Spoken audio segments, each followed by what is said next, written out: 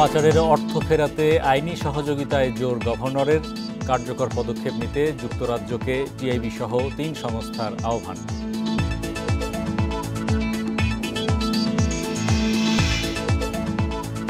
নীতি সহায়তার অভাবে বাড়ছে না গরুর নাড়ি ভুড়ি রপ্তানি, প্রশিক্ষণ ও সরবরাহ জটিলতা দূর করার তাগিদ।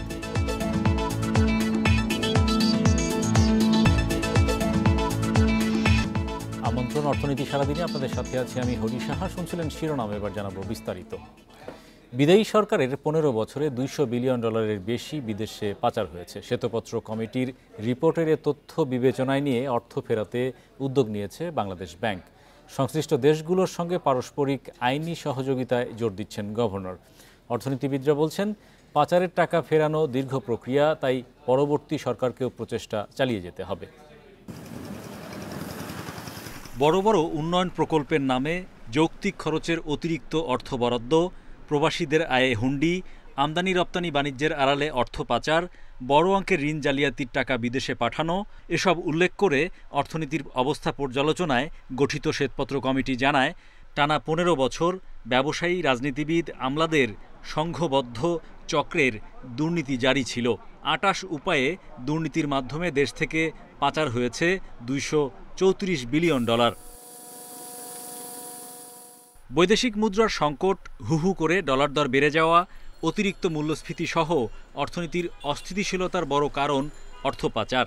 তাই পাচারের টাকা ফেরাতে তৎপর কেন্দ্রীয় ব্যাংক গভর্নর।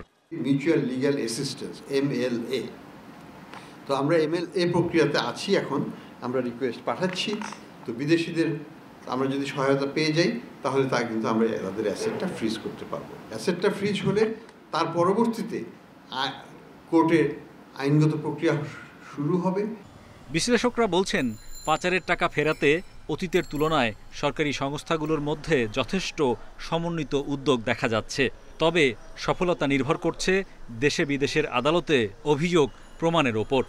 তাদের আইন অনুযায়ী তারা কিন্তু আমাদেরকে সহায়তা করতে বাধ্য, কিন্তু আইন অনুযায়ী সহায়তা করতে বাধ্য, তার মানে শুধু সহায়তা করবো এটা বললেই হবে না, ওখানকার ডিউ প্রসেসে যথাযথ প্রক্রিয়া প্রমাণ করতে হবে যে এটা আসলে অবৈধভাবে সেগুলো হয়েছে। পরবর্তী সরকার যখন আসবেন তাদেরকেও এটা অব্যাহত রাখতে হবে, কারণ এটা একটা দীর্ঘসূত্রিতা আছে এই প্রক্রিয়াগুলোর মধ্যে, এটা থেকে রেজাল্ট পাওয়ার ক্ষেত্রে। কিন্তু উদাহরণ আছে যারা এনেছেন, সবটা যদি আমরা আনতে না পারি, আমরা আংশিকভাবে হলেও এটা আনতে পারবো বলে আমার বিশ্বাস।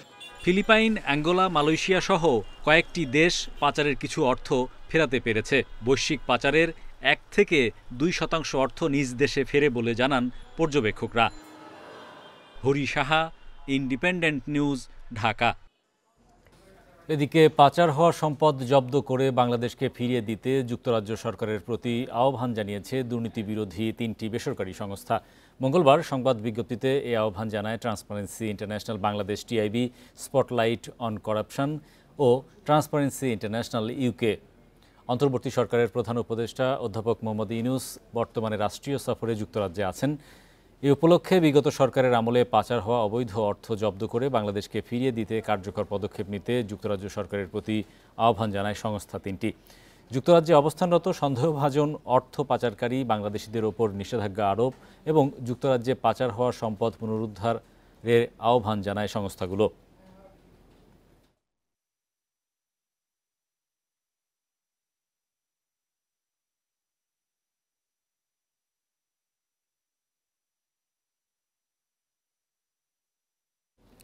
এ বিষয়ে বিস্তারিত আলোচনায় আমাদের সঙ্গে যুক্ত হচ্ছেন টিআইবির নির্বাহী পরিচালক ডক্টর ইফতেখারুজ্জামান। জনাব জামান, আপনাকে স্বাগত জানাচ্ছি। বাংলাদেশের অর্থনীতির জন্য একটা বড় রক্তক্ষরণ হচ্ছে অর্থ পাচার। সেটা বাংলাদেশে কয়েক দশক ধরেই কিন্তু চলে আসছে, আমরা যতদূর জানি। এবং জিএফআই এর রিপোর্টে আমরা দেখেছি প্রতি বছর 15-16 বিলিয়ন ডলার কিন্তু পাচার হয় বাংলাদেশ থেকে। তো এই পাচার হওয়া রোধ করতে আসলে কি ধরনের পদক্ষেপ জরুরি, কোথায় দুর্বলতা ছিল বা উৎসাহ পেয়েছে কোথায়?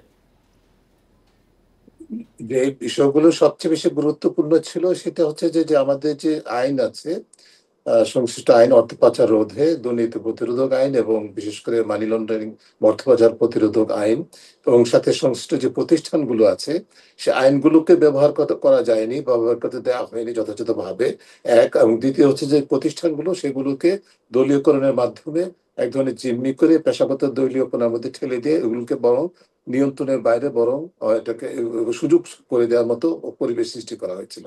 যে কারণে যে প্রতিবেদনের শুরু থেকে যেটা বলা হলো যে অর্থ পাচারের অন্যতম মাধ্যম হচ্ছে যে মিস ইনভয়েসিং বা চালান জালিয়াতির মাধ্যমে, যেটার মধ্যে অন্যতম ভূমিকা নিয়ন্ত্রণের ভূমিকা পালন করার কথা জাতীয় রাজস্ব বোর্ড। সেই জাতীয় রাজস্ব বোর্ড কিন্তু আসলে সেই ভূমিকাটা পালন করতে ব্যর্থ হয়েছে, সেটা সবার কাছে পরিষ্কার। এবং একইভাবে সেই কারণে কিন্তু অন্যান্য প্রতিষ্ঠানের সংস্কারের পাশাপাশি জাতীয় রাজস্ব বোর্ডের সংস্কার অপরিহার্য। একইভাবে বাংলাদেশ ব্যাংক, যার উপরে নিয়ন্ত্রণের ক্ষমতা ছিল, অর্থ পাচার থেকে শুরু করে, ঋণ খেলাপি থেকে শুরু করে, কর ফাঁকি থেকে শুরু করে বিভিন্ন ধরনের যে সার্বিকভাবে যে মাধ্যমগুলোতে অর্থ পাচার হয়, তার সাথে সংশ্লিষ্ট যে বিএফআইইউ বা ফাইন্যান্সিয়াল ইন্টেলিজেন্স ইউনিট, তারাও কিন্তু সম্পূর্ণভাবে প্রতিরোধক ভূমিকা থেকে সরে গিয়ে সহায়ক ভূমিকা পালন করেছে। যে কারণে পাচার রোধ করা সম্ভব হয় না। এখন সময় এসছে যে আমাদের অন্তর্বর্তীকালীন সরকারের মেয়াদে যেই সংস্কার প্রক্রিয়া শুরু হয়েছে সেগুলো যদি বাস্তবে কার্যকর করা সম্ভব হয়, সংস্কার কার্যক্রম শুরু করে, এই সংস্কারটা এমন নয় যে একদিনে চট করে হয়ে যাবে, কয়েক মাসে, 2 মাস 6 মাসে হয়ে যাবে। এই প্রক্রিয়াটা শুরু হলে যদি চলমান থাকে, এই প্রতিষ্ঠানগুলো যদি সংঘবদ্ধভাবে কাজ করতে পারে, আমি মূলত কয়েকটা প্রতিষ্ঠানের নাম বলবো: দুর্নীতি দমন কমিশন, দুদক, জাতীয় রাজস্ব বোর্ড, পুলিশের সিআইডি, বিএফআইইউ এবং অ্যাটর্নি জেনারেল অফিস। এই সংস্থাগুলো যদি সমন্বিতভাবে যার যার অবস্থান থেকে পেশাদারিত্বের সাথে সম্পূর্ণভাবে যে জিম্মি দশা থেকে উত্তরণ ঘটিয়ে নিজেদের অবস্থান থেকে এবং সমন্বিতভাবে কাজ করতে পারে, তাহলে অবশ্যই একদিক থেকে যেরকম প্রতিকার করা সম্ভব, অন্যদিকে প্রতিরোধ করা সম্ভব।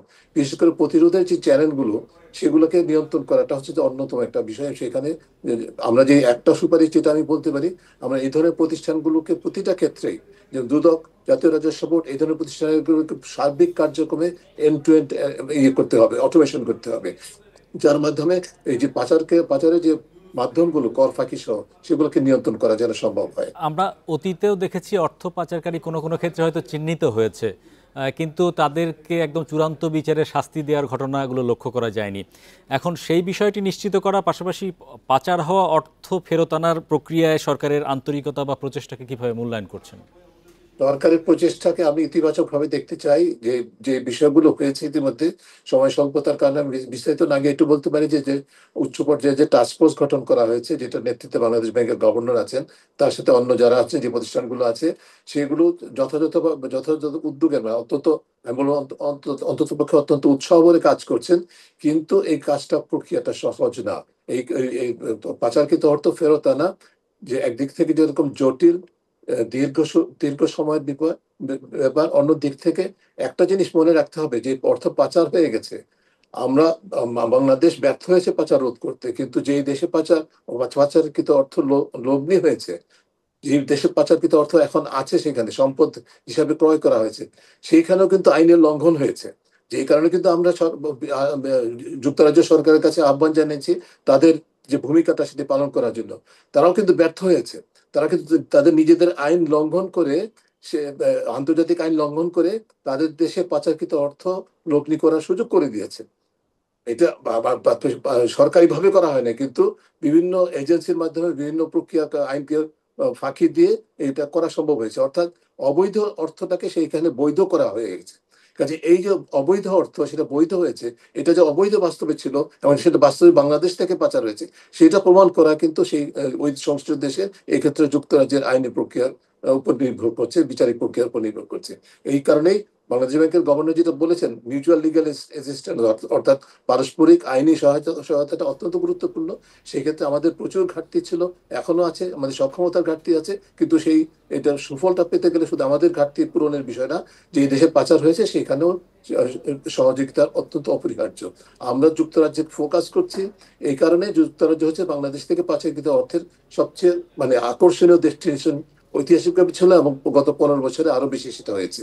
কিন্তু এর বাইরে কিন্তু অনেক দেশ আছে, আমাদের পার্শ্ববর্তী দেশ অনেকগুলোই আছে। যুক্তরাষ্ট্র তো অবশ্যই একটা অন্যতম ক্ষেত্র। এর বাইরে মালয়েশিয়া, সিঙ্গাপুর, হংকং, এই ধরনের দেশগুলো, দুবাই, এদের সাথেও কিন্তু আমাদের কাজ করতে হবে। এখানে আমাদের বৃহত্তর পাচারকৃত অর্থের বৃহত্তর অংশ কিন্তু এই সব দেশগুলোতে আছে, সম্পদ হিসেবে লগ্নি করা আছে। সেই কাজগুলো করতে হবে, খুব সহজ নয়, জটিল। তবে আমরা আশাবাদী হতে চাই যে যেটা বলা হলো যে 100%, এটা বাস্তব। আমাদের তথ্য অনুযায়ী আমরা যতটুকু জানি, সারা পৃথিবীতে যে অর্থ পাচার হয় তার মাত্র 1% ফেরত আসে। আমাদের ক্ষেত্রে সেটা 1%-এর মধ্যে সীমাবদ্ধ থাকবে, এটা চিন্তা করার কোনো প্রয়োজন নাই। দ্বিতীয় হচ্ছে, এটা পাচারকৃত অর্থ ফেরত আনতে 5 থেকে 7 বছর লাগে। আমাদের অভিজ্ঞতা কিন্তু সেটাই দেখা গেছে, আমাদের দেশ থেকে সিঙ্গাপুর থেকে পাচারকৃত অর্থ ফেরত আনতে 7 বছর লেগেছে। কিন্তু বর্তমান প্রেক্ষিতে আবারও 7 বছর লাগবে এরকম ভাবার কোনো প্রয়োজন নাই। আমরা মনে করি যে সরকার যে সক্রিয়তা দেখাচ্ছে সেটা যদি অব্যাহত থাকে এবং পরবর্তী নির্বাচন পরবর্তী যে সরকার আসবে তারা যদি সেটাকে ধারাবাহিকভাবে অব্যাহত রাখতে পারে, তাহলে পাচারকৃত অর্থ ফেরত আনা সম্ভব। তবে স্বল্প মেয়াদে অবশ্যই আশা করাটা খুব কঠিন। ধন্যবাদ জনাব ইফতেখারুজ্জামান আমাদের সঙ্গে যুক্ত হওয়ার জন্য। বিদেশি বিনিয়োগকারীদের সুরক্ষা দিতে বাংলাদেশ প্রস্তুত রয়েছে বলে জানিয়েছেন প্রধান উপদেষ্টা অধ্যাপক ডক্টর মোহাম্মদ ইউনূস। বুধবার বাংলাদেশ সময় বিকেলে লন্ডনের চ্যাথাম হাউসের মতবিনিময় সভায় একথা জানান তিনি। এ সময় বিদেশি বিনিয়োগকারীদের বাংলাদেশে বিনিয়োগের আহ্বান জানান প্রধান উপদেষ্টা। সাংবাদিকদের প্রশ্নের জবাবে মোহাম্মদ ইউনূস বলেন, চট্টগ্রাম বন্দরকে বিশ্বমানের করে গড়ে তোলা হবে, সারা বিশ্ব এটি ব্যবহার করে সুবিধা নিতে পারবে। তিনি বলেন, সম্প্রতি দেশে বিনিয়োগ সম্মেলনে বিদেশি বিনিয়োগকারীরা পরিবেশ দেখে সন্তুষ্টি জানিয়েছে, অনেকে বিনিয়োগে আগ্রহ প্রকাশ করেছে। এদেশে অনেক দক্ষ তরুণ রয়েছে, তাদের কাজে লাগাতে বিদেশি বিনিয়োগকারীদের প্রতি আহ্বান জানান তিনি। বর্তমানে বাংলাদেশ যেভাবে এগিয়ে যাচ্ছে তাতে দেশের মৌলিক পরিবর্তন হবে বলেও আশা প্রকাশ করেন ডক্টর মোহাম্মদ ইউনূস। আমরা সম্প্রতি বাংলাদেশে বিদেশি বিনিয়োগ আকর্ষণে ইনভেস্টমেন্ট সামিটের আয়োজন করেছি। সেখানে সারা বিশ্বের বড় বড় বিনিয়োগকারী এসে আমাদের অবকাঠামো পরিদর্শন করেছে। তারা সন্তোষ জানিয়ে আমাদের দেশে বিনিয়োগের ব্যাপারে ইতিবাচক মনোভাব দেখিয়েছে। আমরা বিশ্বমানের বন্দর সুবিধা নিশ্চিত করছি, এখানে বিনিয়োগের সুরক্ষা দেওয়া হবে। কোরবানি গরুর ফেলে দেয়া নারী ভুঁড়ি, বিশেষ অঙ্গ এবং কান রপ্তানি করে বছরে আয় হচ্ছে শত শত কোটি টাকা। ফেলে দেয়া এসব অঙ্গ যাচ্ছে মিয়ানমার, ভিয়েতনাম, চীন, কোরিয়া, যুক্তরাষ্ট্রসহ বিভিন্ন দেশে। সরকারের নীতি সহায়তার অভাব ও সেবা পেতে দীর্ঘসূত্রতায় এগোতে পারছে না সম্ভাবনাময় এ খাতটি। রপ্তানি উন্নয়ন ব্যুরো বলছে, এ খাতকে এগিয়ে নিতে প্রশিক্ষণ ও সরবরাহ ব্যবস্থার জটিলতা দূর করা জরুরি। নিজের কারখানায় থরে থরে সাজানো কোরবানি গরুর পিজল বা বিশেষ অঙ্গ পরীক্ষা নিরীক্ষা করছেন তরুণ উদ্যোক্তা সোহেল খান। ড্রায়ার মেশিনে 3 থেকে 4 দিন শুকিয়ে সেগুলো রপ্তানি উপযোগী করছেন তিনি। চাকরির পেছনে না ছুটে 2019 সালে শুরু করেন অপ্রচলিত এ পণ্যের রপ্তানি। বর্তমানে কর্মসংস্থান তৈরি করেছেন 18 জনের। এখানে যে প্রোডাক্টটা আমরা রপ্তানি করতেছি এটা বাংলাদেশে কেউ খায় না। সরকার যদি আমাকে এখান থেকে একটু হেল্প করে, যে আমাদের 10 দিন না, আমার 7 দিনের মধ্যে আমার যদি হেলথ সার্টিফিকেটটা তারা তৈরি করে দিতে পারে, তাহলে এখানে আমাদের বায়ারের প্রতি আমার কমিটমেন্টটা ঠিক থাকে। অপ্রচলিত হলেও দারুণ সম্ভাবনা দেখাচ্ছে এই ব্যবসা। কোরবানি পশুর ফেলে দেয়া এই বিশেষ অঙ্গ প্যানিস বা পিজল রপ্তানি হয় কানাডা এবং আমেরিকায়, যা সেখানকার পোষা কুকুরের প্রিয় খাবার, যার টন বিক্রি হয় 22 থেকে 23,000 ডলার। দেশ থেকে গরুর নাড়ি ভুঁড়ি চলে যায় ভিয়েতনাম, চীন, থাইল্যান্ড সহ বিভিন্ন দেশে, যা সেখানকার বেশ জনপ্রিয় খাবার। চাহিদা বাড়ায় রাজধানীর হাজারীবাগেও গড়ে উঠেছে বেশ কয়েকটি আড়ত। সেখান থেকে বিশেষ অঙ্গ সংগ্রহ করে বিক্রি করা হয় রপ্তানিকারকদের কাছে। পিজল 60 থেকে 70 টাকা আর ভুঁড়ি প্রতি পিস বিক্রি হয় 350 টাকা থেকে 400 টাকায়। লবণ টবণ দেওয়ার পরে 450-500 টাকার মধ্যে থাকতো, এখন সেটা নাই 300-350 টাকা চলে আসছে। ভুঁড়ি আমি টন 2 টন ছাড়া বিক্রি করি না। আমরা যখন খুচরা যে ফকার আছে আমরা হেড থেকে কিনা আমি স্টক করি, মাসে মাল ধরুন 4 টন 5 টন বিক্রি করি। সরকারে যদি আমাদের একটা সাপোর্ট দেয় তাহলে এটা দেখা যাবে যে চামড়ার থেকেও ভালো একটা পর্যায়ে যাব। কোরবানি পশুর ফেলে দেয়া বিভিন্ন হাড়, শিং, লেজ, কান দিয়ে তৈরি হয় হস্তশিল্প ও ওষুধ তৈরির কাঁচামাল।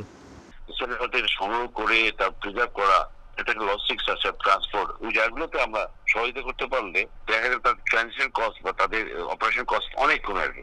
যেখানে সেখানে ফেলে পরিবেশ নষ্ট না করে বিশেষ অঙ্গ সংগ্রহে স্থানীয় সরকারের সমন্বয়ে কেন্দ্র স্থাপন করার তাগিদ উদ্যোক্তাদের। এতে এই খাত অর্থনীতিতে আরও বেশ ভূমিকা রাখতে পারবে বলে আশা করেন তারা।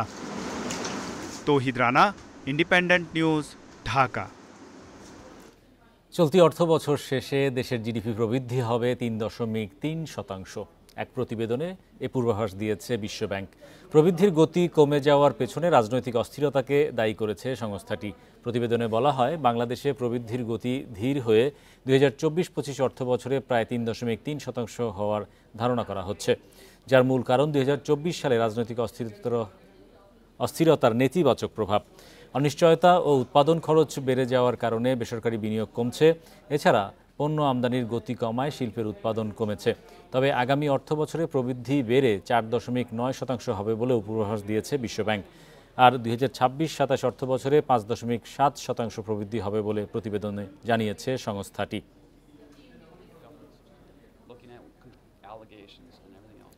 পর্যটকদের জন্য ঝুঁকিপূর্ণ হয়ে উঠেছে কক্সবাজার সৈকত। ঈদের ছুটিতে গত 2 দিনে সমুদ্রে ডুবে 3 পর্যটক সহ 6 জনের মৃত্যু হয়েছে। সংশ্লিষ্টরা বলছেন, নির্দেশনা না মেনে অনেকে সমুদ্রে যেখানে সেখানে নামছেন।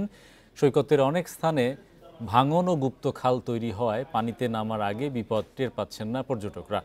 এতেই প্রাণহানি ঘটছে। সোমবার রাজশাহী থেকে কক্সবাজারে বেড়াতে যান শাহিনুর দম্পতি। স্ত্রী ও 2 সন্তানকে নিয়ে কলাতলী সৈকতে নেমেছিলেন গোসলে। হঠাৎ কলেজ পড়ুয়া ছোট ছেলে সিফাত স্রোতে ভেসে যায়। উদ্ধারে ছুটে যান বাবা, কিন্তু দুজনে ফেরেন লাশ হয়ে। প্রশাসন জানায়, 2 দিনে সমুদ্র সৈকতে গোসলে নেমে মারা যায় 3 পর্যটক সহ 6 জন। যারা এই যে গার্ড আছে, ওরা বারবারই টুরিস্টদের দৃষ্টি আকর্ষণ করছে যাতে নাকি তারা অনেক দূরে না যায়। তারা আসলে দূরে যাওয়াটা ঠিক না, কেননা দূরে অনেক রিস্ক। কেন যারা জানে তাদের জন্য ঠিক আছে, যারা সাঁতার জানে তাদের জন্য ঠিক আছে, যারা না জানে এদের জন্য আসলে এখানে যাওয়াটা ঠিক না। নিরাপত্তা কর্মীরা বলছেন, ছুটির দিনে এত পর্যটক আসে যে সামাল দেয়া কঠিন।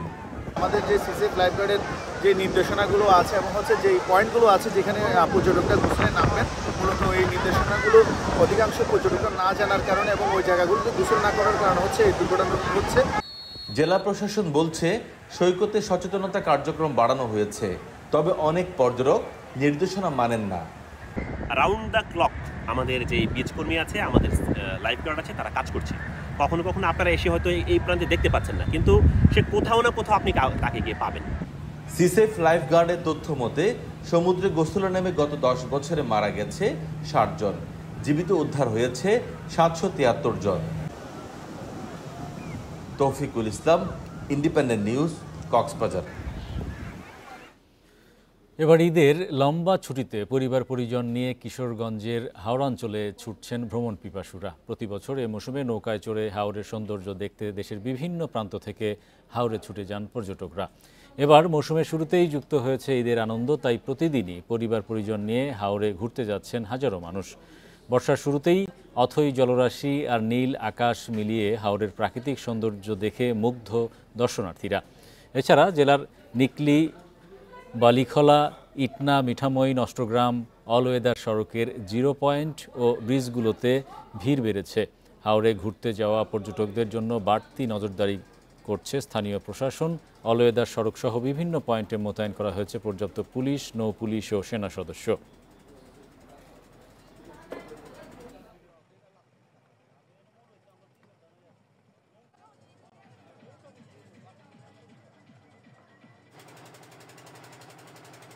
হাওড় দেখলাম আজকে ফার্স্ট টাইম, আর অলওয়েদার সড়কও দেখলাম, খুব ভালো লাগলো।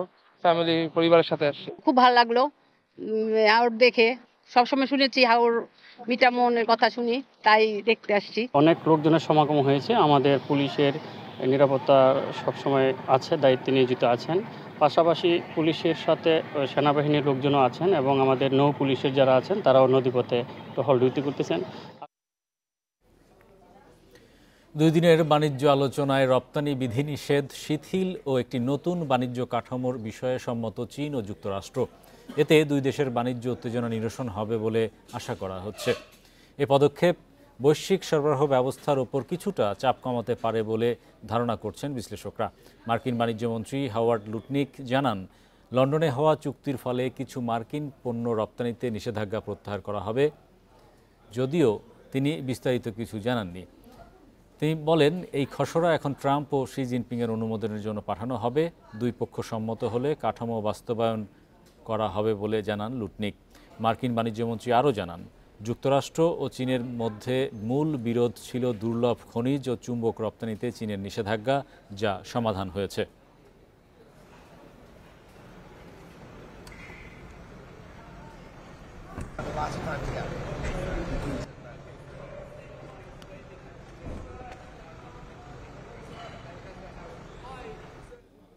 এই ছিল আজকের অর্থনীতি সারাদিনে। ইন্ডিপেন্ডেন্ট টেলিভিশনের সব খবর জানতে চোখ রাখুন ফেসবুক, ইউটিউব এবং এক্সে। আমন্ত্রণ আমাদের পরের আয়োজনে।